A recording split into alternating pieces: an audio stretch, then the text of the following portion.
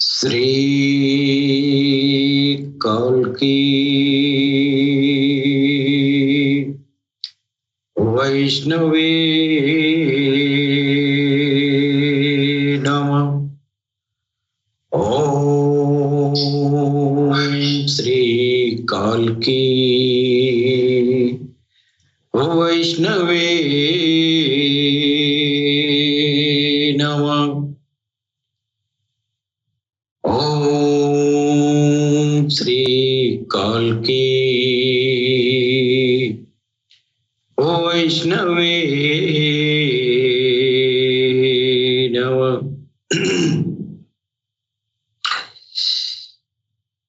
ओम नमो सद्गुरु चरण कमलेभ्यो नमः। ओम सद्गुरु चरण कमलेभ्यो नमः। ओम नमो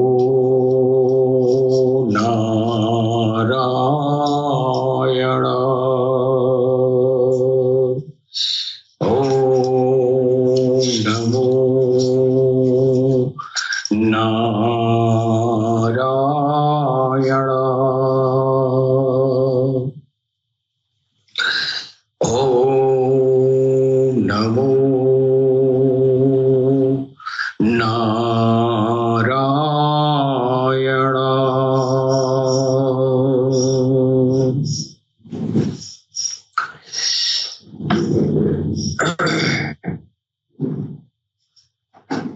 अस्थाने हृषिकेश, अस्थाने हृषिकेश तव प्रकृत्या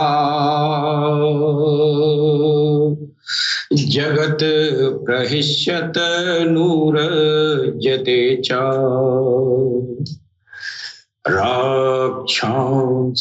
रक्षांसि भीतानि दिशो द्रवन्ति सर्वे नमस्यन्ति च सिद्धसङ्घा।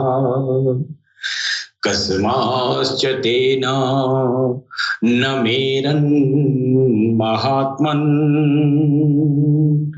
कस्माश्च तेन न मेरन् महात्मन् गरीयसे ब्रह्मणोऽप्यधिकत्रयी।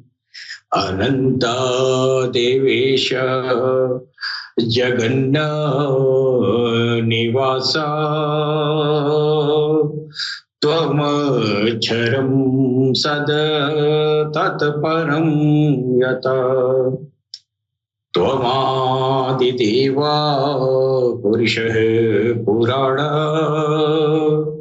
त्वमस्य विश्वस्य परं निधानम्। वेत्तासि वेद्यं च परं च धाम, त्वया ततं विश्वमनन्तरूपम्। वायुर्मो अग्निवरुणः शशाङ्कः, वायुर्मो अग्निवरुणः शशाङ्कः प्रजापतिस्त्वं प्रपितामहश्च। नमो नमोस्तेस्तु सहस्रकृत्वा पुनश्च भूयोऽपि नमो नमस्ते। नमः पुरस्तादश पृष्ठतस्ते, नमोस्तु ते सर्वत एव सर्वः। अनंत प्रकृत्या अनंत विरजामित विक्रम क्रम अस्तवम् सर्वसमाप्नोषि ततोषि शर्वः सखेति मत्वा प्रसभं यदुक्तम् हे कृष्ण हे यादव हे सखेति अजानता महिमानं तवेदं मया प्रमादात् प्रणयेन वापि यच्चावः सार्थं सत्कृतो वसि विहारशय्यासन भोजनेषु एकोऽथवाप्यच्युत तत् समक्षं तत्क्षामये त्वामहं प्रमेयम् इतासि लोकस्य चराचरस्य त्वमस्य भूयस्य गुरुगर्यान इतासि लोकस्य चराचरस्य त्वमस्य पूज्यस्य गुरुगर्यान न तत्समोऽस्तभ्य कुतोऽन्यो लोकत्रये अप्रतिम प्रभाव तस्मात् प्राणम्य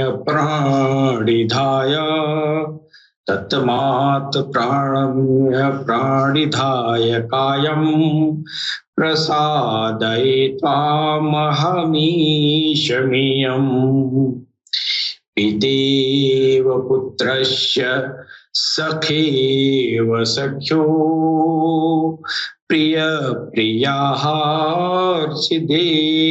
शोढुम् यदा यदा हि धर्मस्य ग्लानिर्भवति भारत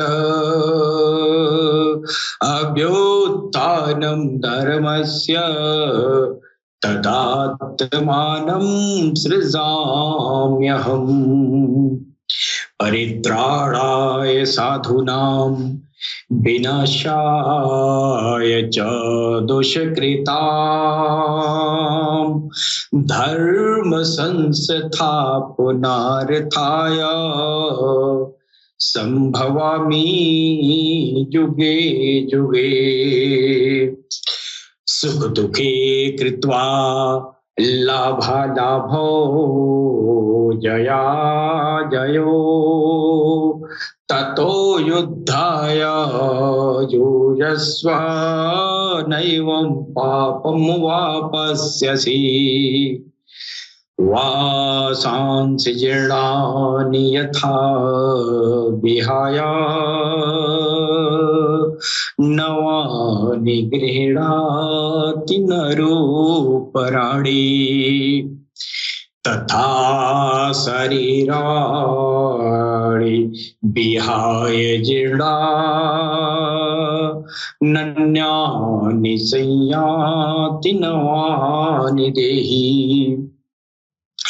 नैनं छिदन्ति शस्त्राणि नैनं दहति पावकः न चैनं क्लेदयन्तापो न शोषयति मारुतः कर्मणेवाधिकारस्ते मा फलेषु कदाचनं मा फलकर्म हेतुर्भूः मा ते संगोऽस्त्वते कर्मणि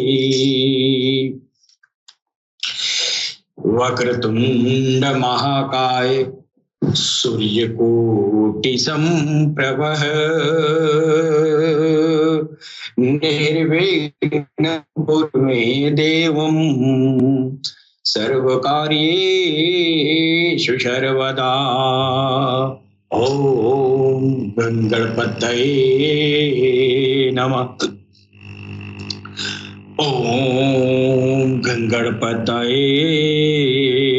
नमः। ओम गंगणपतये नमः। ओम गंगणपतये नमः। प्रथम हम अपने भगवान सद्गुरु महान तत्वज्ञानी, महानतम तत्वदर्शी, ब्रह्मज्ञानी, ईश्वर रज्जुबद्ध, ब्रह्म विद्वरियान, कल्कि प्रिय, नुमाइंदाए इमाम मेहदी अस्सलातु वस्सलाम, मसाया प्रियेस, उदखेल के दुलारे, समावेल के प्यारे, तीर्थंकर के प्रिय अरिहंत,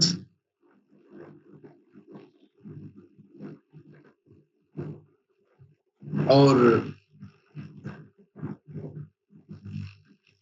विश्व शांति के अग्रदूत संत शिरोमणि सैयदी यूनुसल गौहर जी महाराज की चरण कमलों में मैं भगवान श्री राम की धरती से मैं कोटि कोटि नमन करता हूं।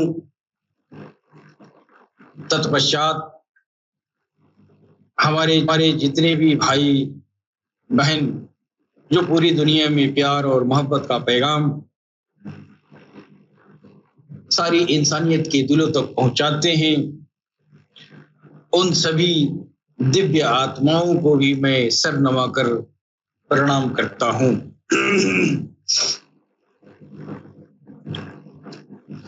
मित्रों, हमारा ये तो ऑल इंडिया हावर का प्रोग्राम होता है।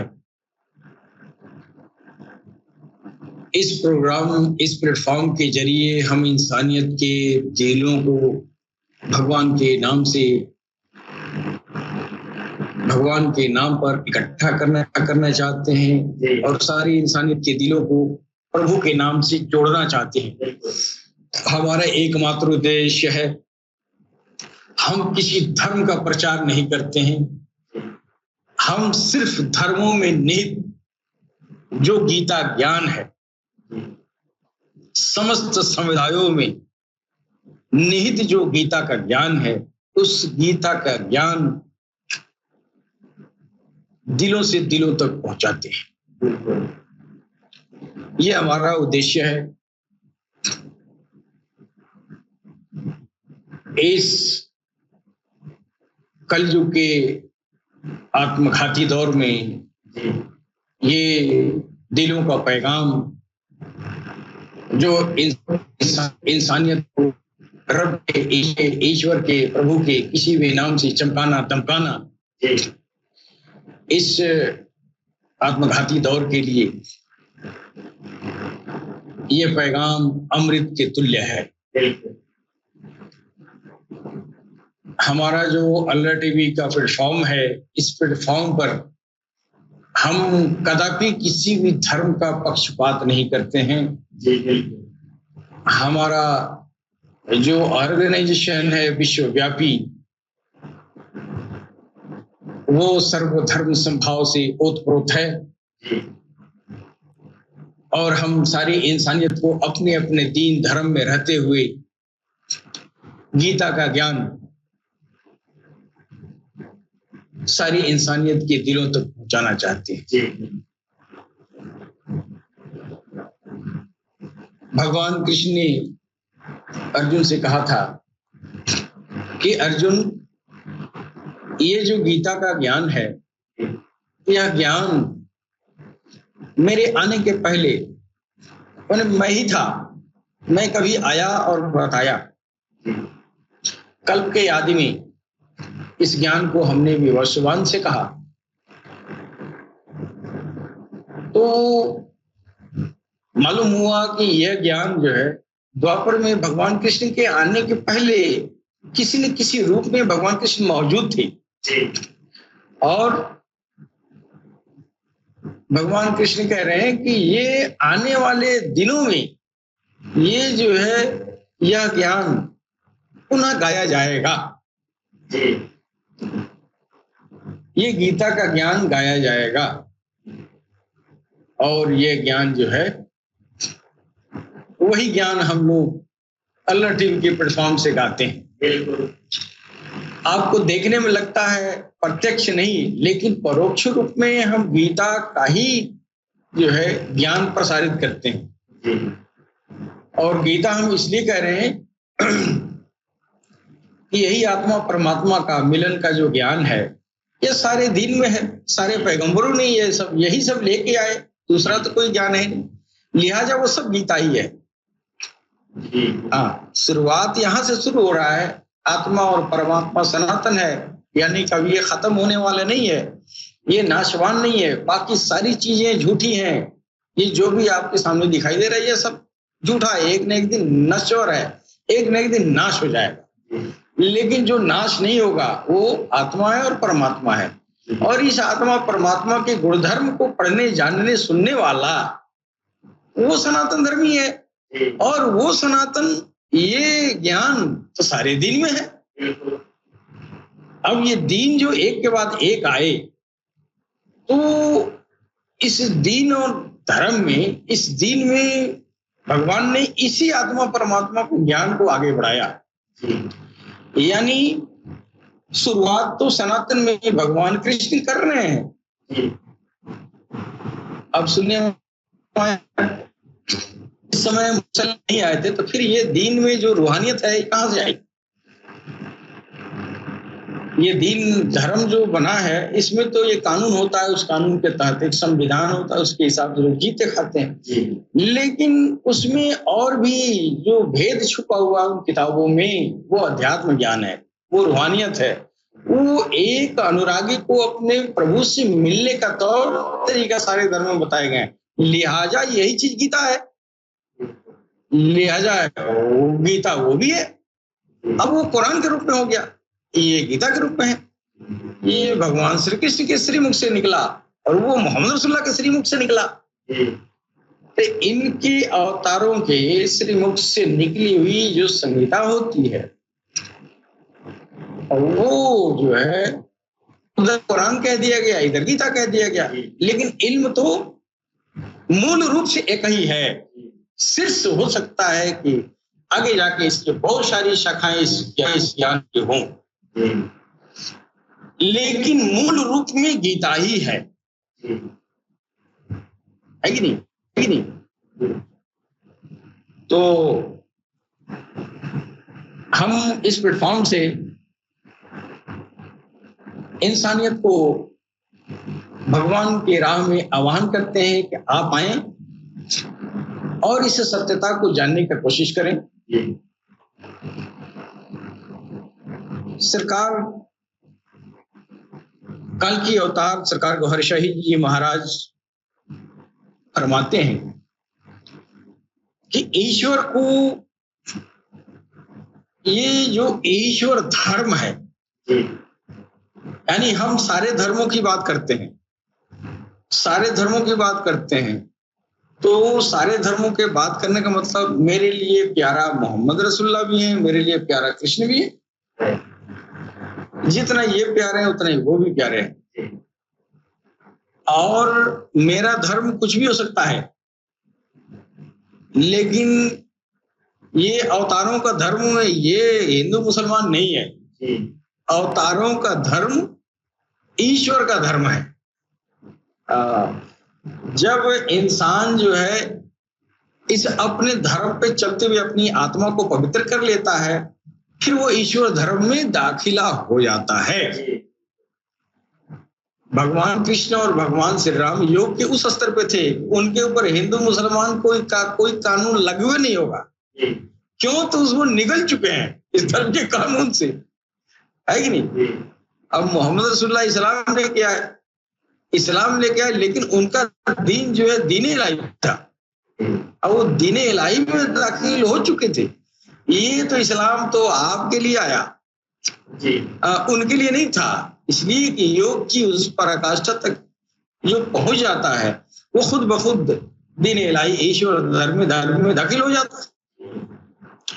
तो सरकार फरमाते हैं कि जो ये ईश्वर धर्म है, ये ईश्वर धर्म सारे धर्म मजहब के लोग, सारे समुदाय के लोग इसको स्वीकार करेंगे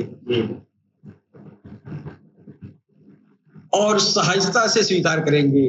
इसलिए कि आप हिंदू हैं तो हिंदू रहना है, आपका जिस्म तो हिंदू है, अपनी आत्मा को ईश्वर धर्म में ले जाना है।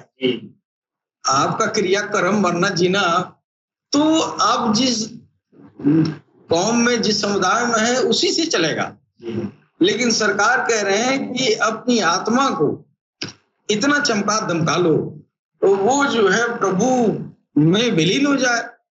जब प्रभु में विलीन हो गए तो जिधर प्रभु उधर तुम। अब वो प्रभु तुम्हारा चाहे हिंदू हो चाहे मुसलमान, तो आत्मा वही हो गया, ईश्वर मैं हो गया ना। तो ये जो है हमारा जो सरकार का जो ये तालीम और ज्ञान जो सरकार ने इंसानियत को दिया है, ये बड़ा अनोखा चीज है। इंसान इतना मानसिक रूप से दूषित हो चुका है कि हर वक्त उसके जहन में नफरत के कीड़े रेंगते रहते हैं। इसलिए इंसान जो है ये जो गीता और कुरान में जो बात कही गई है उन बातों से बार बार वो भटकता है। भगवान कृष्ण ने कहा अविवेकियों की बुद्धि अनंत शाखाओं वाली होती है। तो जब उसको ईश्वर की तरफ बुलाया जाता है तो उसके अंदर बहुत सारे सवाल आते हैं और वो सवाल जो शैतान के वजह से आते हैं, शैतान की वजह से आते हैं। तो शैतान उसको भगाता है कि कुछ भी हो जाए इसके अंदर हिंदू मुसलमान की बात डालो, इसके दिल में भगवान का नाम आने न पाए, सब कुछ डाल दो, सारी दुनिया इसके सीने में डाल दो, लेकिन भगवान नहीं आना चाहिए। तो वो अपने पहरा पर बैठा हुआ है शायद, और इंसान इस बात को समझ नहीं पाता है और अपने को जो है अपने को अपनी कौमियत का बुत लेके बैठा रहता है। हम हिंदू हैं, हम मुसलमान हैं, हम सिख हैं, पठान हैं, ये है वो है। तो ये सब चीजें इंसान की जब जो है इंसान के अंदर चेतना नहीं होती है, उसकी रूह उसकी आत्मा में चेतना नहीं आती है, तो इस तरह के घमंड वाली बातें करता है। तो सरकार फरमा रहे हैं ईश्वर धर्म में चे हिंदू चे मुस्लिम चे मुर्दा चे जिंदा। अब बताइए वो कौन सा धर्म है जिसके सामने जो है मरना और जिंदा रहना भी मायने नहीं है। मर भी गए तो भी जा सकते हैं, मर भी गए तो भी आप ईश्वर धर्म में दाखिल हो सकते हैं। ये ईश्वर धर्म सारे धर्म जिस्म के लिए बने हैं। ईश्वर का धर्म जो है आत्माओं का धर्म। जब धरती पर कोई धर्म नहीं आया था तो फिर ये आत्माएं किस धर्म में थी? ये आत्माएं तो उसी धर्म में थी आया। और हमारा जो ईश्वर है तो पूरी ब्रह्मांड का रचिता, पूरी सृष्टि का रचना करने वाला। तो कहीं हिंदू बनाया, कहीं मुसलमान बनाया, कहीं सिख बनाया, कहीं ईसाई बनाया। आपके वो किस धर्म का है? जी भाई वो किसी धर्म को पालन करने वाला होगा, उसका अपना धर्म है जिस इश्क, ये उसका धर्म है, यही ईश्वर धर्म है। तो जब आप धर्मों पे चल के अपनी चेतना को जागृत कर लेते हैं तो आपके अंदर राग द्वेष खत्म हो जाता है। जब राग द्वेष खत्म होगा, प्राणी मात्र से प्रेम करेंगे, चाहे वो हिंदू हो, मुस्लिम हो, सिख हो, ईसाई हो। अब आपके अंदर प्रेम आ गया और आप प्रेम के पुजारी हैं और प्रेम धर्म पर चलने वाले हैं। रहेंगे तो अपने ही हिंदू धर्म में चाहे मुस्लिम धर्म में, लेकिन दिल आपका ईश्वर धर्म में चला। ये जिस्म का धर्म है जो यही रह जाएगा, या तो कब्र तक, नहीं तो ये श्मशान तक। हिंदू श्मशान तक होता है, उसके बाद से तो कहाँ गया कोई बताएगा? नहीं बता पाते हैं।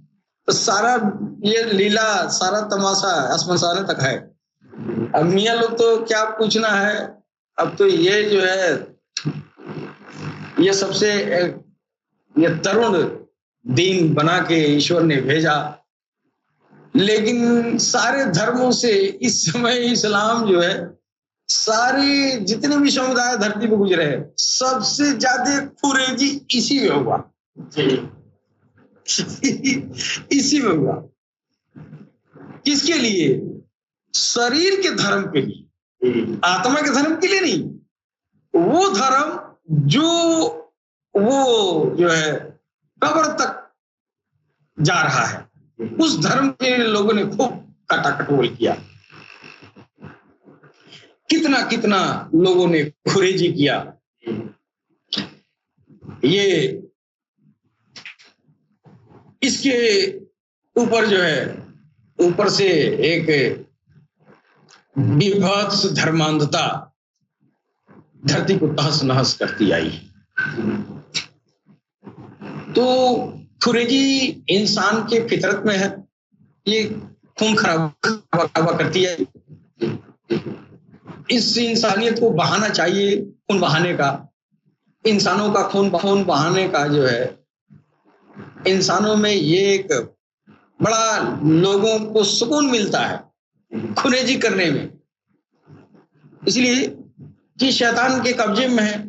शैतान ने आपके हाथ में गीता पकड़ा दिया, कुरान पकड़ा दिया, कहा कि देखो ये तो यही तो है, यही है, यही सब करो। इसीलिए धर्म बना है। अब इस्लाम आया, कितना दुखद बात है कि इस्लाम लाने के, ये मुहर्रम का महीना चल रहा है, कि ये इस्लाम के जो पैगंबर हैं, जिन्होंने इस्लाम का कानून लेके आया आपके आत्मा को पवित्र करने के लिए, आपको मोक्ष तक पहुंचाने के लिए, आपकी बख्शिश कराने के लिए, ये कानून आपके सामने जिन्होंने दिया, उनके जाने के बाद से उनके खानदान के लोगों को ही यही मुसलमान मिटा दिए, और इस तरह खानदान को मिटाना चाहा और लोगों ने मिटा भी दिया। तो क्या कहेंगे? ये सबसे तरुण धर्म, सबसे ये जो है, इसकी जो चेतनाओं का विज्ञान है इस्लाम का, इतना उत्कृष्ट है, हाईली उत्कृष्ट है। और इस हाईली ये जो है स्तर का, उच्च स्तर का, उच्चतम स्तर का, उच्चतम स्तर का चेतना वाला दीन ये हाल हुआ कि जिसने वो दीन लाया उसी के पीछे ये दीन वाले पड़ गए। मुसलमान तो हो गए, लेकिन उसी के दुश्मन हो गए जिसने उसके कल्याण के लिए ये किया। आज करबला याद किया जाता है।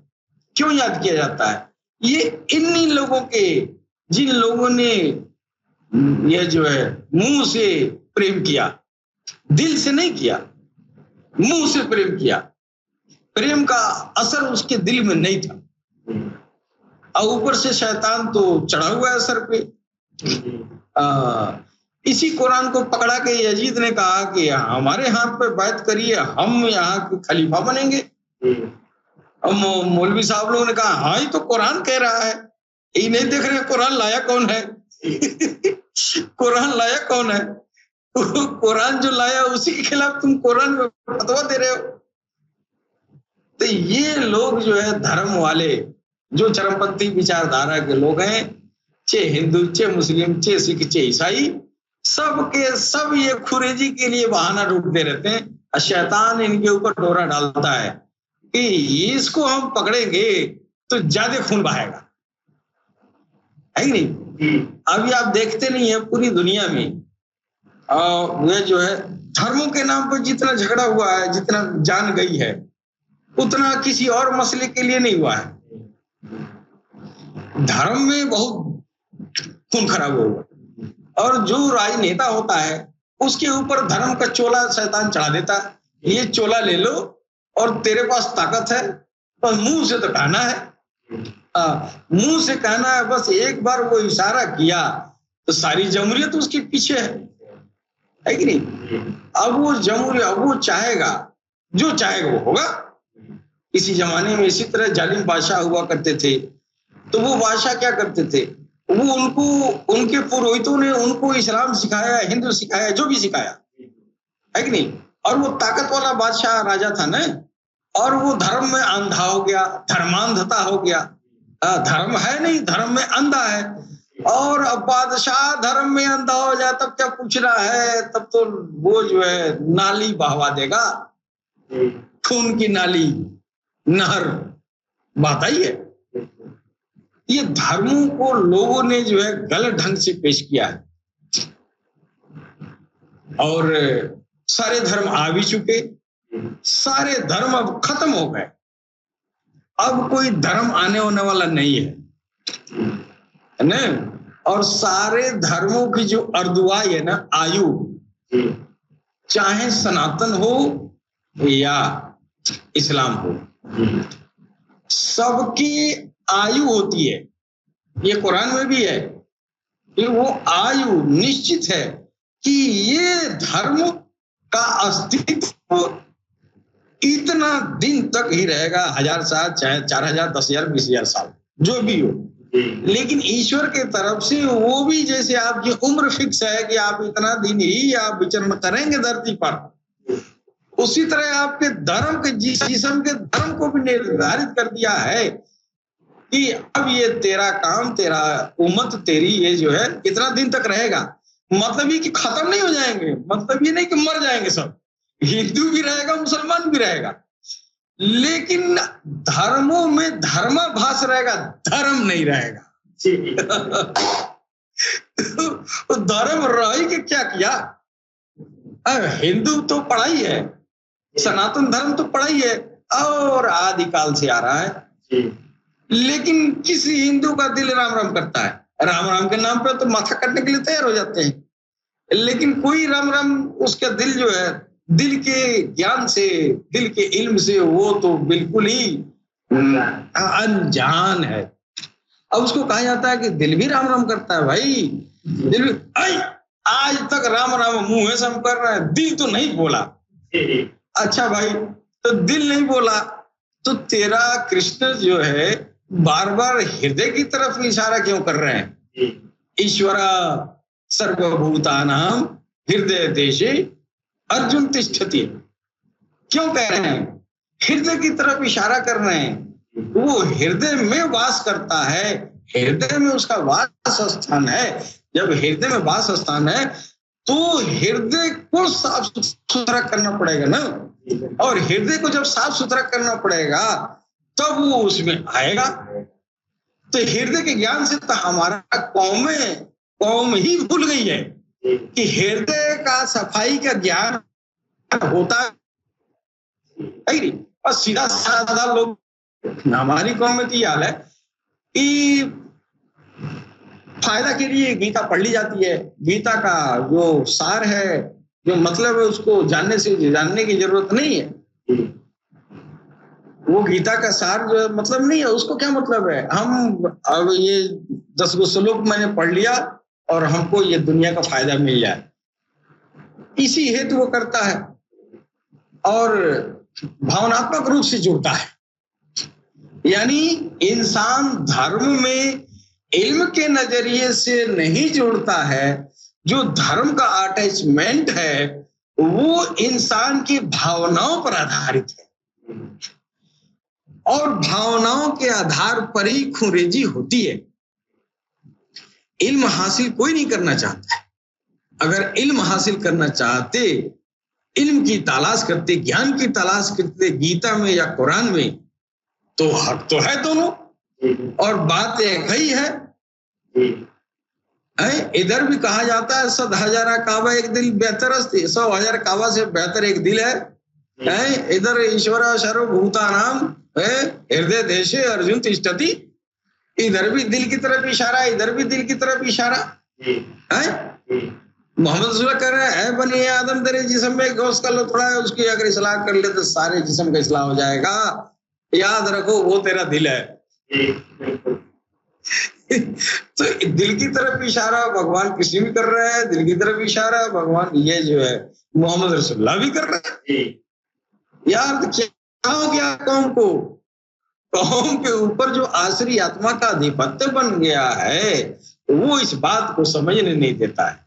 जब भगवत नाम का सिमरन उसके दिल में डाला जाता है, डालना तो दूर, अगर ये पैगाम दिया जाता है, हम आपसे तो कुछ मांग नहीं रहे हैं, हम ये कह रहे हैं कि बड़े भाई मेरे साथ 2-4 बार राम राम तो कहना है।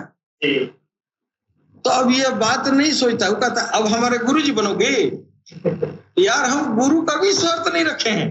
हाँ, सरकार गौर शाही ने कहा कि हम गुरु नहीं है और न ही हम किसी को गुरु बना रहे हैं। ये दिलों को जगाने वाला ज्ञान है, ये सबको दे दो, सारी इंसानियत के दे दो। सारी इंसानियत का दिल पाक साफ पवित्र चमकीला दमकीला बन जाए। क्यों? तो वो भगवान का ईश्वर सर्वभूता नाम हृदय देशे अर्जुन तिष्ठति, इसलिए दे दो ये राम राम कि उसके दिल में भगवान का आना है, उनका उस दिल में उतरना है। तो चाहे हिंदू हो, चाहे मुस्लिम हो, सिख हो, ईसाई हो, हिंदू है तो राम राम पढ़ ले, इसलिए राम को तेरे दिल में आना है ना। मुसलमान है तो अल्लाह अल्लाह पढ़ ले, अल्लाह के झाड़ू से साफ करो अपने दिल को। जो नाम है अल्लाह अल्लाह, इसकी झाड़ू लगाओ, उसको सफाई करो। जब दिल साफ हो गया तो क्या हो गया? अब वो उसके आने के लायक। अभी एक गीत निकला था, मैंने आंगन नहीं बहारा, कैसे आएंगे गिरधर, कैसे आएंगे प्रभु, मैंने आंगन नहीं बहारा। लिखने वाला तो लिखा है, सुनने वाले सुन के हाँ आंगन घर द्वार बहारे के लिए भगवान जी आएंगे तो धन बढ़ाएंगे, धन जजात बढ़ाएंगे, सबके सुखे निम्न रखेंगे, इसलिए आंगन द्वार बहारो। लेकिन लिखने वाला का ख्याल ही नहीं है, उस आंगन को कह रहा है, हृदय देश को आंगन कह रहा है कि इस आंगन को साफ करो। उसको मत देखिए न, उस आंगन को जो है साफ करना है। जब आंगन साफ होगा फिर प्रभु आएंगे। अब इस इंसानियत के जो आंगन है इसको साफ करने के लिए सरकार गौहर शाही जी महाराज विश्वव्यापी अभियान इन्होंने छेड़ा है कि बिना शर्त हम तुम्हारे गुरु नहीं होंगे, हमको तुम गुरु न बनाओ, न ही हम तुमको शिष्य बनाना है। लेकिन ये एक ऐसा चीज दे रहे हैं कि इसी पर मात्र इसी पर आधारित तुम्हारी सारा दारो मदार जिंदगी का लौकिक और पारलौकिक दोनों की दारो मदार इस भगवान के भजन पर है। आप आजकल देखें ना यूट्यूब पे जो है, ये हमारे बहुत बड़े महर्षि इस समय छाए हुए हैं, ये जो है स्वामी प्रेमानंद जी महाराज। अच्छा लग रहा है इसलिए कि हर अनुरागी को यही कह रहे हैं, भजन करो भजन करो भजन करो भजन करो। भजन करने का पैगाम वो भी दे रहे हैं, लेकिन भजन शुरू नहीं कर रहे हैं। भजन की पराकाष्ठा जो बताई जा रही है तो बहुत अच्छा है, भजन करो भजन करो। लेकिन जो भजन का जो तरीका है, सबसे उन्नत किस्म का तरीका सरकार गौहर शाही ने बताया। भजन तो करना ही है, ये तुम तो बहुत सदियों से जानते हो कि भगवान का भजन करने में कल्याण है। लेकिन जो तुम भगवान का भजन करने जाते हो, जब ये कर्म करने जाते हो, तो उसमें क्या होता है कि उस रास्ते में अगर व्यवस्थित रूप से शास्त्रीय विधि से नहीं चले तो उम्र गुजर जाएगी, वो भजन जारी ही नहीं होगा। भजन जारी ही नहीं होगा। और जब तक भजन हृदय भजन में न लग जाए तब तक तू कितना बोले सब झूठ है। समझ रहे? ये दिल की तरफ इशारा सबने किया, सब लोगों ने किया। अब ये सरकार गौरशाही कह रहे हैं कि ये जो ईश्वर का जो धर्म है वो उस धर्म का नाम है इश्क। और ये इश्क का चर्चा हुई तो बहुत जमाने में, जमीन पर आया नहीं था। इसकी पराकाष्ठा को लोगों ने बयान करने की कोशिश की, लेकिन इश्क जो सरकार गौहर शाही ने इंसानियत को जो अता किया, ईश्वर से, प्रभु से जो तौर तरीका उन्होंने अता किया, वो बेमिसाल, उसका कोई मिसाल नहीं है। और इसी इश्क के तालीम ज्ञान के लिए कल की अवतार का आना सुनिश्चित था, इसलिए कि भक्ति की, प्रेम की, आराधना की सबसे बड़ी प्रकाष्ठा इश्क है। इश्क के शब्दकोश को लोगों ने जो है कई तरह से अपना परिभाषित किया है, लेकिन जो सरकार बता रहे हैं जो इश्क की बात, वो इश्क तो अब तक जो बयान किए गए उससे अलग ही है। तो ये इश्क भगवान का जो धर्म है वो इश्क है। अब वो इश्क आती कैसे है, इसको जानना जरूरी है। ये जो है लोग कहते हैं कि भगवान से प्रेम ये अगर नहीं है तो आपके पास ईमान नहीं है। भाई अगर भगवान कृष्ण से अगर किसी को प्रेम नहीं है तो कहाँ हिंदू है? वो नहीं है। मुसलमान को अगर अल्लाह से प्रेम नहीं है तो उसके पास कहाँ ईमान है? ईमान ही नहीं है ना। तो अब तक यह बात कही जाती थी, अब तक यह बात कही जाती थी, लेकिन दी नहीं जाती थी। यानी ईमान कहा जाता था, अगर तुमको अल्लाह से प्रेम नहीं है तो तुम मुसलमान नहीं है कि नहीं? तू अगर कृष्ण से प्रेम नहीं है तो हिंदू भी नहीं है। अब ये सिर्फ कही जाती थी, लेकिन इसका तरीका कोई बताता नहीं था। दवाई का पता बताते थे, दवाई देते नहीं थे। अब ये दवा का पता भी बता रहे हैं, दवा दे भी रहे हैं। कौन? सरकार काल की अवतार, सरकार गौहर शाही जी महाराज। अब ये सरकार ने बताया कि ये इश्क होता कैसे है।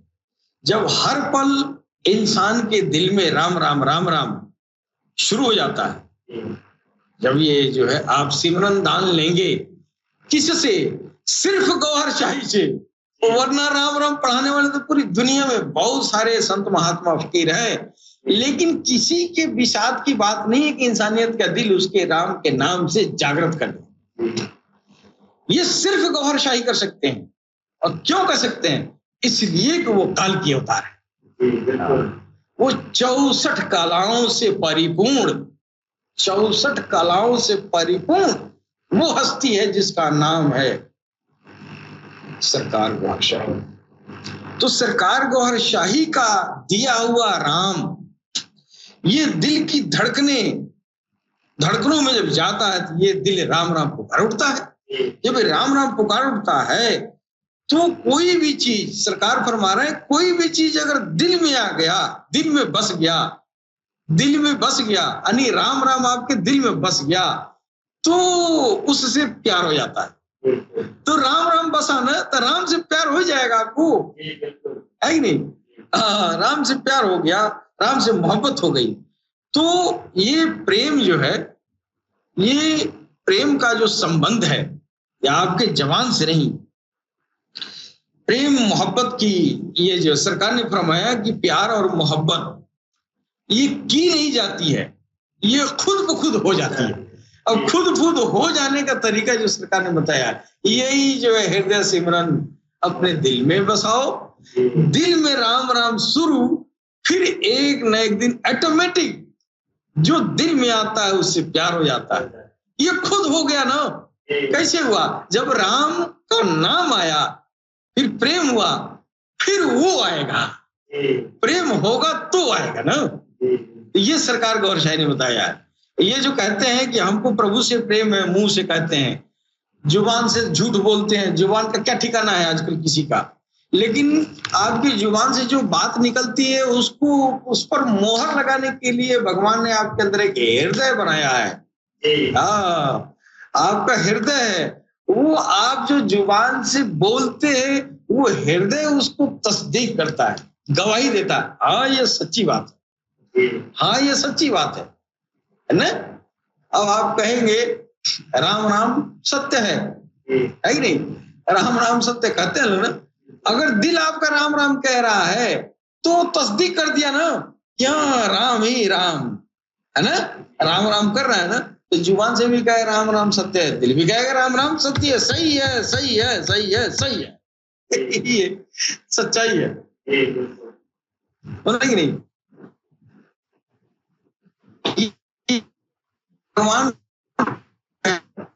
से प्यार और मोहब्बत का जो यह संबंध जिह्वा से नहीं है, हाँ, प्रेम और मोहब्बत का संबंध जो है दिल से होता है।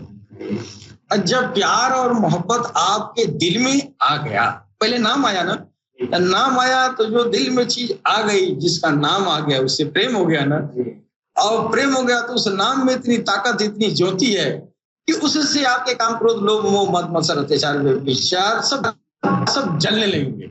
जब जल जाएगा, इन चीजों से आपका दिल गंदा था ना, आपका हृदय गंदा था, अब ये चीजें उसके नाम पे जो जल जाती हैं, जब जल जाती हैं, अब वो साफ दिल, आपका हृदय, आपका मानसिक पटल एकदम चमकीला कागज की तरह हो जाता है। अब ये चमकीला दिल ईश्वर देखता। सरकार ने फरमाया जिस तरह तुम जमीन पर से, जिस तरह आसमान में सितारों को चमकते हुए सितारे देखते हो, उसी तरह भगवान भी ऊपर से तुम्हारा चमकता हुआ दिल देखता है। जब तुम्हारा चमकता हुआ दिल देखेगा तो इसमें आके विराजमान हो जाएगा। इसी को भगवान कृष्ण ने कहा है, ईश्वर सर्वभूतानां हृदय देशे अर्जुन तिष्ठति ब्राह्मयंस सर्वभूतानि यंत्रारूढ़ानि मायया। तो ये जो है इल्म और ये ज्ञान के पक्षपाती इंसान को होना चाहिए। ज्ञान आप जो है की तलाश करनी चाहिए, और जो सुन के जो ज्ञान हासिल करते हैं, जैसे सुन लिया, कहीं हम बोल रहे हैं, कोई सुन लिया और चलने का प्रयास किया, है कि नहीं, तो ये जो है निष्काम कर्म नहीं होगा। निष्काम कर्म ये जो है तब होगा जब राम राम खुद ब खुद होना शुरू हो जाए। अब बाकी तो जो है ज्ञान योग जो भगवान कृष्ण ने बताया वो क्या है, ज्ञानियों से आपने सुना, अमल करना शुरू किया, किताब कॉपी में पढ़ा, है कि नहीं, या गुरु जी ने ही बताया कि ऐसे ऐसे करो, पढ़ो लिखो और ऐसे साधना आराधना करो, अपने ज्ञान पर उसको घमंड रहता है। तो इस रास्ते भी एका दुखी कोई पहुंच ही गया होगा, लेकिन भगवान कृष्ण ने कहा कि इसमें खतरा है, इसमें शैतान तुमको लूट लेता है। निष्काम कर्म योग तुम्हारे लिए बेहतर है। क्यों? निष्काम कर्म योग होगा ही तभी जब तेरे दिल में तेरे प्रभु का नाम का वास हो जाएगा। जब नाम आपका दिल आपके प्रभु के नाम से धड़क उठेगा, फिर आप जो है क्या हो गए, आपके दिल में जब भगवान आ गया, फिर आप भगवान के प्रेमी हो गए, भगवान से प्रेम करने के लायक हो गए। वरना जुबान खर्चा से काम नहीं चलने वाला है। तो निष्काम कर्म योगी तभी बनता है जब उसके दिल में खुद ब खुद उसका दिल राम राम पुकार उठे। और सरकार गौरशाही एक नजर में हमारे जैसे गुनहगारों को पकड़ पकड़ के निष्काम कर्म योग के पथ पर चला रहे हैं और अपने नजरों से पोषित कर रहे हैं। निस्वार्थ, कोई शर्त नहीं, कोई दीन धर्म का शर्त नहीं, कोई जो है गुरु चेला का शर्त। इसके साथ ही हम अपनी बाड़ी पर विराम देंगे। सलाम नमस्ते।